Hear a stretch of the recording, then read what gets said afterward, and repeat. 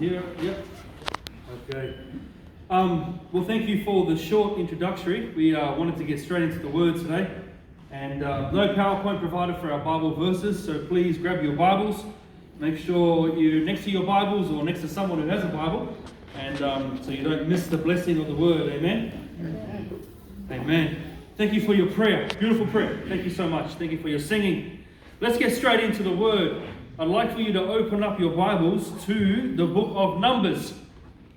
Numbers. Are numbers important to God? Yes. I think so, because he named an entire book called Numbers. So God loves numbers. We're going to go there, and as we open up our book to our Bibles to the book of Numbers, let me provide a background to our message this morning.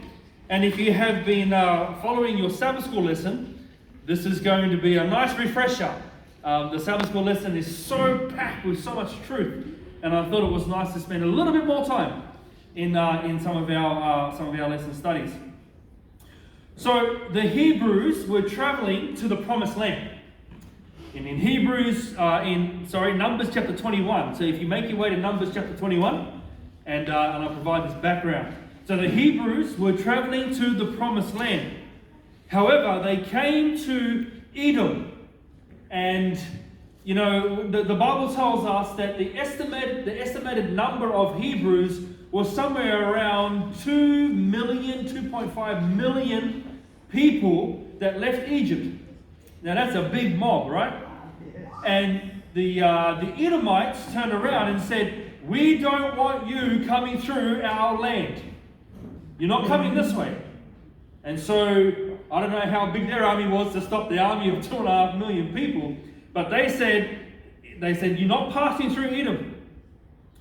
And so Moses said, "Well, let's turn around and let's go around the other way." So what the Hebrews found themselves, so they're heading towards the Promised Land, and they've had the Red Sea experience, they've had the manna experience, the water from the rock experience, and they're walking towards the Promised Land. They meet Edom, and Moses said, "Right, let's turn around and go back around this way."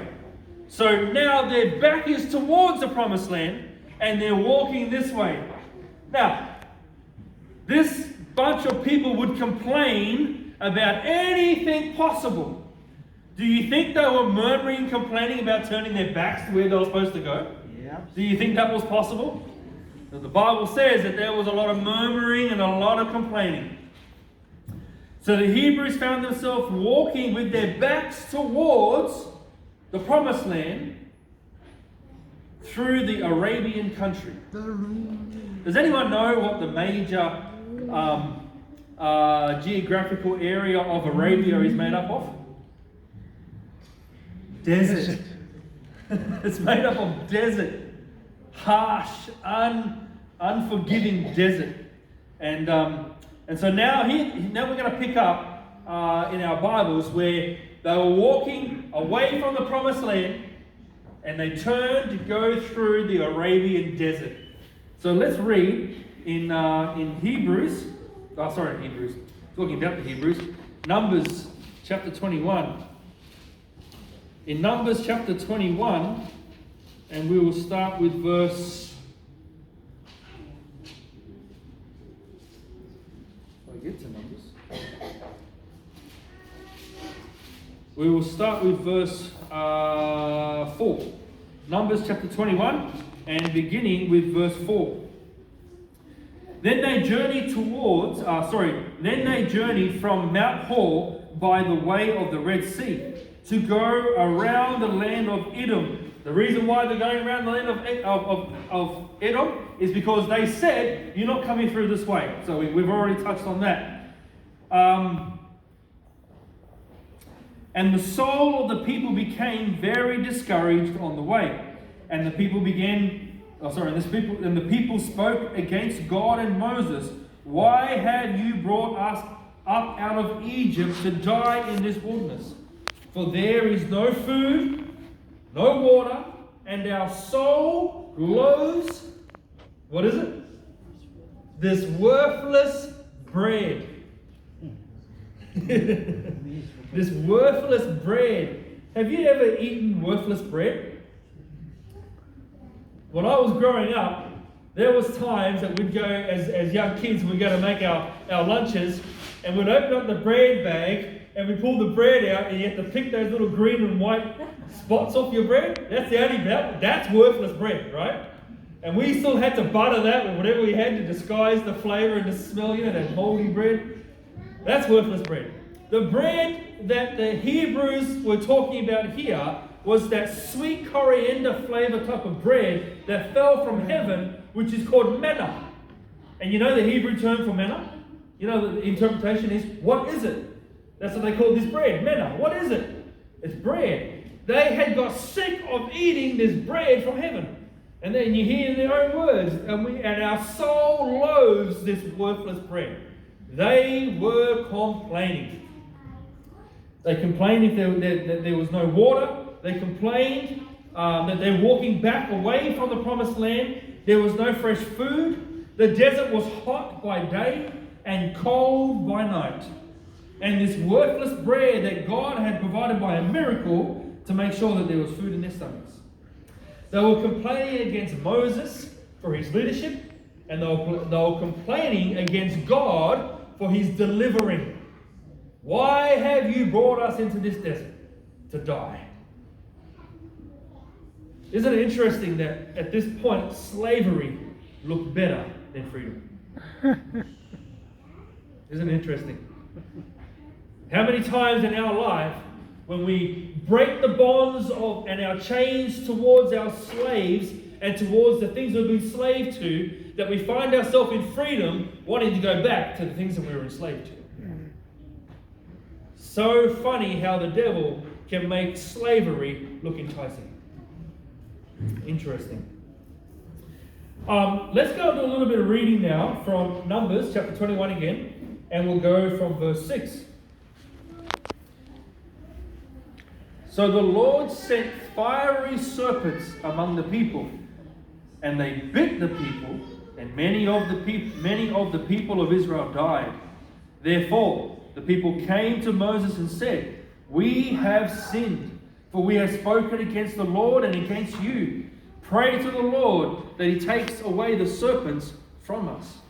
So Moses prayed for the people, and the Lord said to Moses, "Make a fiery serpent and set it on a pole, and it shall be that everyone who is bitten, when he looks at it, shall live." So Moses made a bronze serpent and put it on a pole.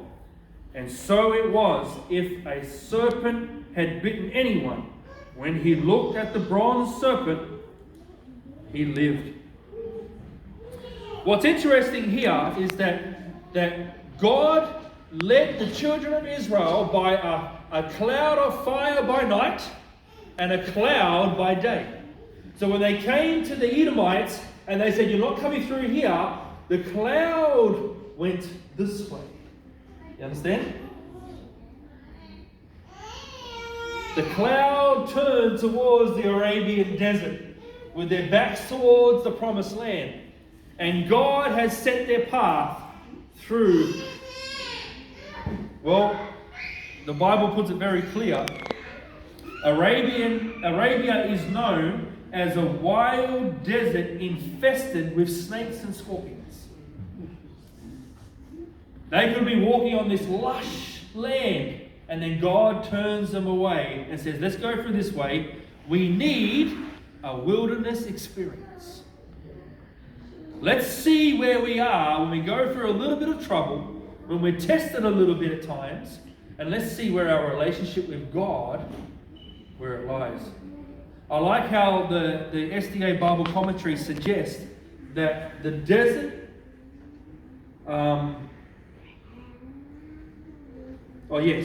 that the deaths were due to the withdrawing of God's protecting hand over the Hebrews. So here's the wonderful thing, right? Is that every day they walked through this desert, they could see the serpents, they could see the scorpions, they could see the other things out there that were there to hurt them, but God's hand was there protecting them. It was a miracle every day that they walked through this Arabian desert, until the complainings got too much. The murmuring got too much. God removed his protecting hand and allowed these fiery serpents to come in.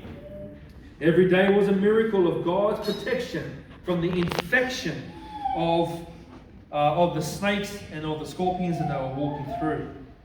God removed his protecting hand when they complained about him and about Moses' leadership. The Bible says to us that many Hebrews died. Weren't just infected and had a sore leg, but because of their complaining and their distrust of God and his leadership, that they died. The Hebrews finally came to a point where they realized that we have sinned. You know what's interesting is that no matter what type of a sinner you are, there's only one way to escape your sin, and that's come to God.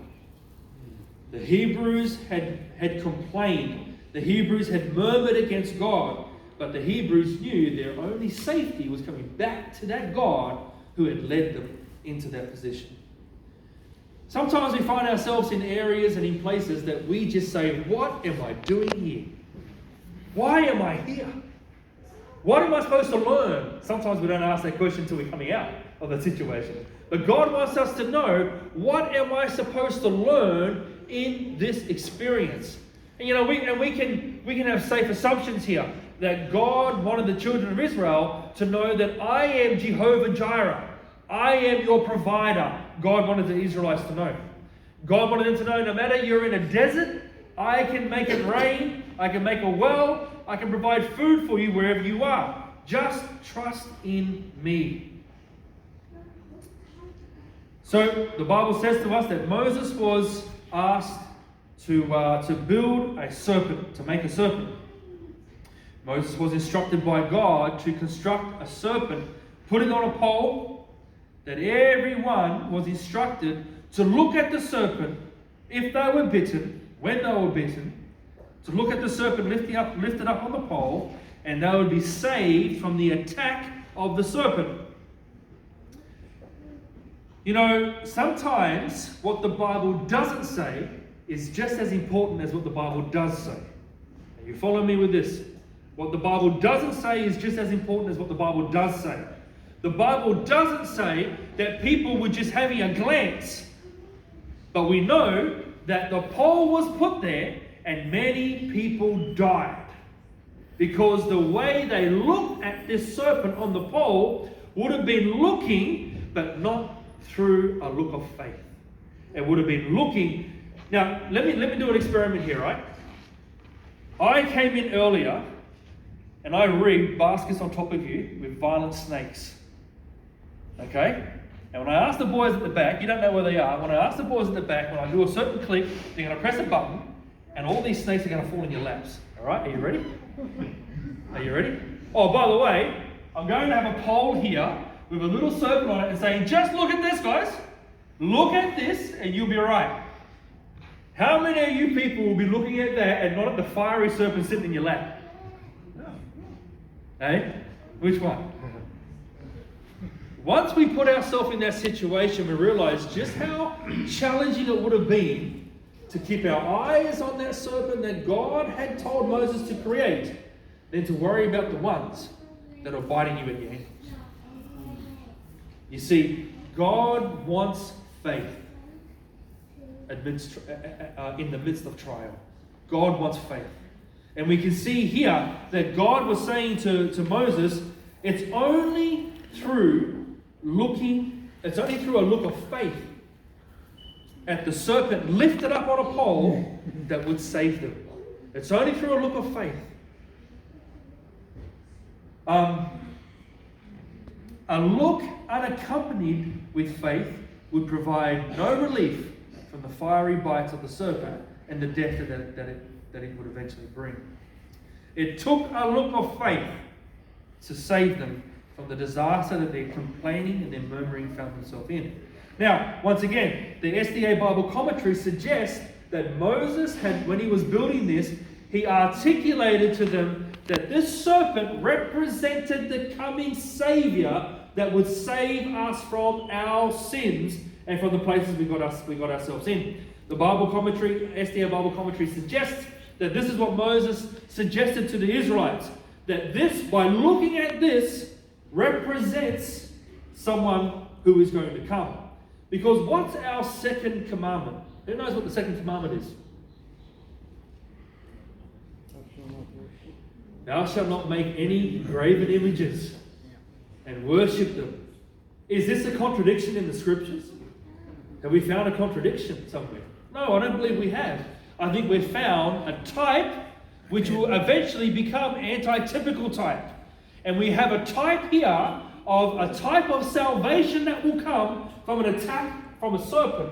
And then we're going to see a little bit later here the anti-typical type that will come in the form of this. And so, because God will not undo something that He said, which is a commandment for Him to do. The children of Israel were not to worship the serpent on a pole. They were to look to it in understanding of their salvation to come. You know what's interesting is that there are many, many, many stories such as this that have been recorded in the scriptures. And these recordings were read by Jews. And the Jewish people would sit down and they would study these events. You know, the first 5 books of the Bible, known as the Torah. And they would study the Torah and they would know word for word of every book of Moses. And then they called themselves Pharisees. And these Pharisees started the school of Pharisee. And if you wanted to be a Pharisee, you had to learn every single word of all the 5 books of Moses. And that's when you're qualified to be a Pharisee. And so the study of these accounters, they all knew them. Every Pharisee knew about the serpent, about the hitting the rock, about the quails, about the Red Sea, and all the many other things that happened as they were recorded by Moses and as they were on this 40-year journey. And so Pharisees would study these things and would teach them and pass them down through the generation and through their culture. A time came that a certain Pharisee was sitting with Jesus. And this certain Pharisee had an opportunity to speak. Let's go to the book of John. John chapter 3, as we bring this short sermon to a close. John chapter 3.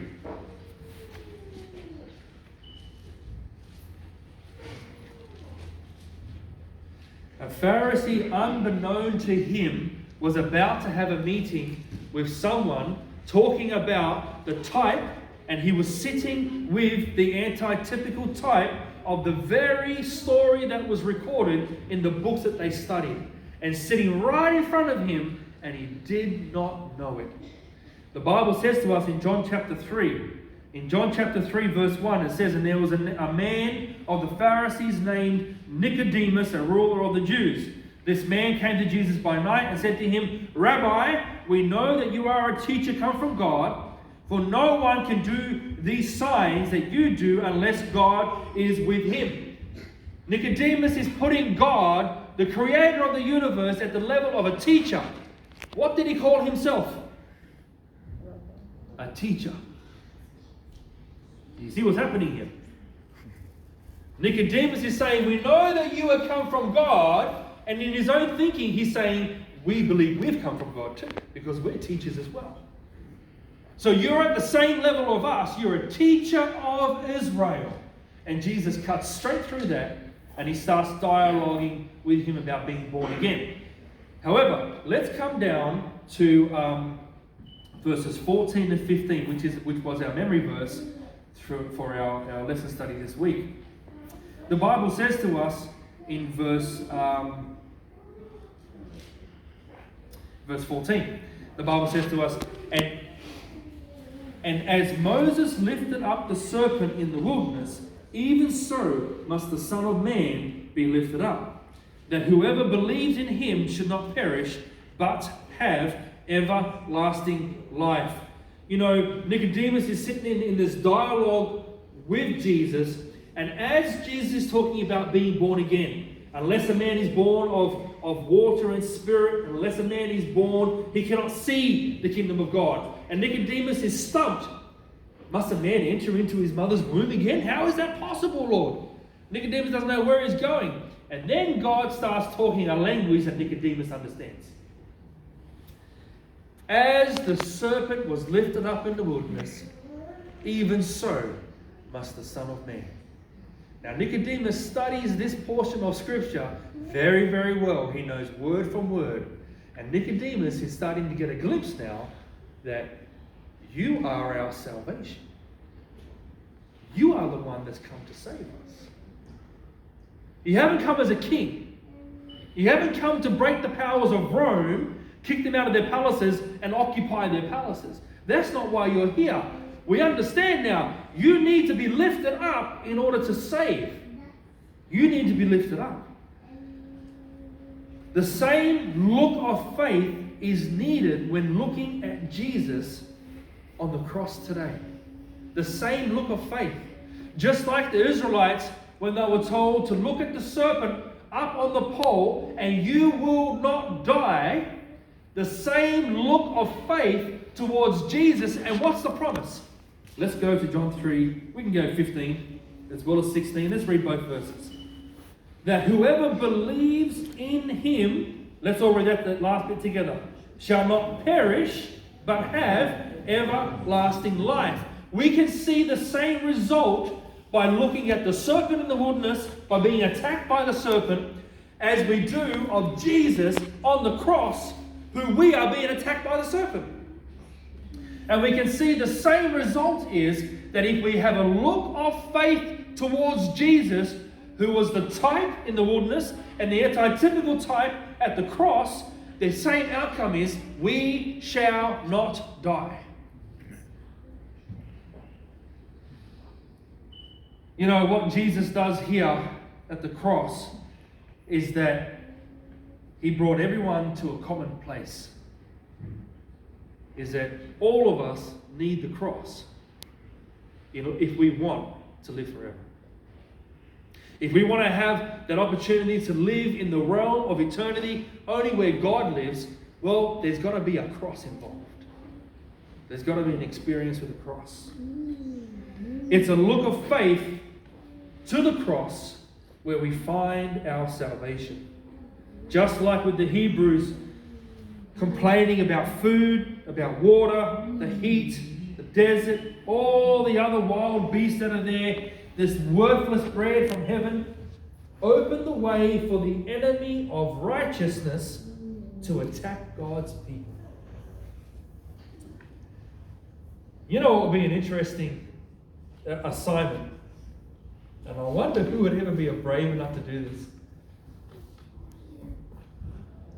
Have you ever been called a whinger at home? Ever been called a nag? Ever been called someone who just complains? And you go, I don't complain. I'm just stating the obvious. You don't listen anyway. You know, it would be a really good. Are we able today to compare ourselves to the Israelites in the desert? Do you complain? Do you murmur? Do you sulk about things you have or don't have? Do you complain about where you are and the road you're on and the people you're with and the money in your bank or the money that's not in your bank? The car that you have or the car you don't have? Do we complain about these things? What would be a very, very good assignment would be go and get a recorder, put it in your house, don't tell anyone where it is, and just press record for a week. And then sit down, open Sabbath together and say, right, let's see how we go, children of Israel. Let's see how we went this week. I wonder how long you would press stop. How long would it be? So you say, yeah, we got the point. Are we complaining against God? Are we complaining about our situation? Are we complaining about the things we have, don't have? Does slavery look better? We've got to ask ourselves these questions. How different are we? Are we just glancing at the cross and not having that look of faith of what Jesus has done for us for our salvation? Or are we intentfully looking at the cross of Jesus, examining ourselves and saying, God, help me, I'm a whinger, I'm a complainer. Help me, Lord, to be content until the day you break those clouds open. Our last verse is in 2 Corinthians. Come over to 2 Corinthians. 2 Corinthians, we're going to chapter 13. 2 Corinthians chapter 13, and we're going to read verse 5. And I guess, friends, this is something that Paul, when he wrote this, he wanted this to be part of our everyday experience. 2 Corinthians chapter 13, and we're reading verse 5. The Bible says, "Examine yourselves as to whether you are in the faith. Test yourselves. Do you not know yourselves that Jesus Christ is in you? Unless indeed you are," there's a very challenging word, "disqualified." We understand what disqualified means. No longer in the race. You have been found cheated. You have been found cheated. You have been found cheating. You have been found unworthy. You are disqualified. You know how we become disqualified, friends? Is if we stop examining ourselves. If we stop measuring ourselves, and if we stop, as the Bible says, examine yourselves as to whether you are in the faith, and then the Bible says, test yourselves. There is an attitude of Christianity that we must apply to ourselves and say, Lord, am I still someone who qualifies to bear your name in this community? Am I still someone who you can trust to bear your name in this community? And I wonder if God says, I'll come back to you. I'm just going to ask your wife. I'm just going to ask your husband. I'm just going to ask your children. I'm just going to ask your neighbours, your work friends, and then I'll come back to you and give you their answer as to whether you qualify. If we stop examining ourselves, we start getting self-confident that we're all right. The Bible tells us that we need to constantly have this attitude in our Christian walk. Two things I want to leave with us today from this message. One is that we need to have a look of faith at the cross that Jesus did for us. Because a wonderful comment shared in our Sabbath school lesson today is that it was at the cross, when Jesus died at the cross and said, "It is finished," the whole cosmos said, right, we are safe from his deception.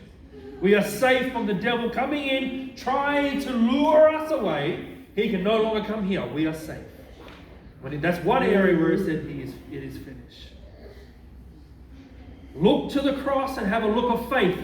Examine the cross daily in our lives and make sure we understand the full sense of assurance of salvation. And the next point we want to leave out of this message is we need to continually examine ourselves.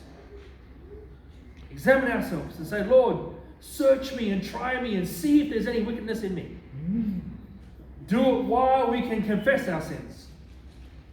Because when probation closes, the examination is useless. It's worthless. Time's finished. Revelation 22 says the righteous will be righteous and the unjust will remain unjust. I pray that we allow this message to do its work. And as we begin now to separate for our foot washing, if there's anyone here that has never partaken of this service, we want to just remind you that this is what Jesus said that we must do in remembrance of him. So if you want Jesus in your life and you want to be a part of his life and you want to look to the cross and have a look of faith, partake of this service today. Partake of it, because Jesus is inviting you to be part of his family.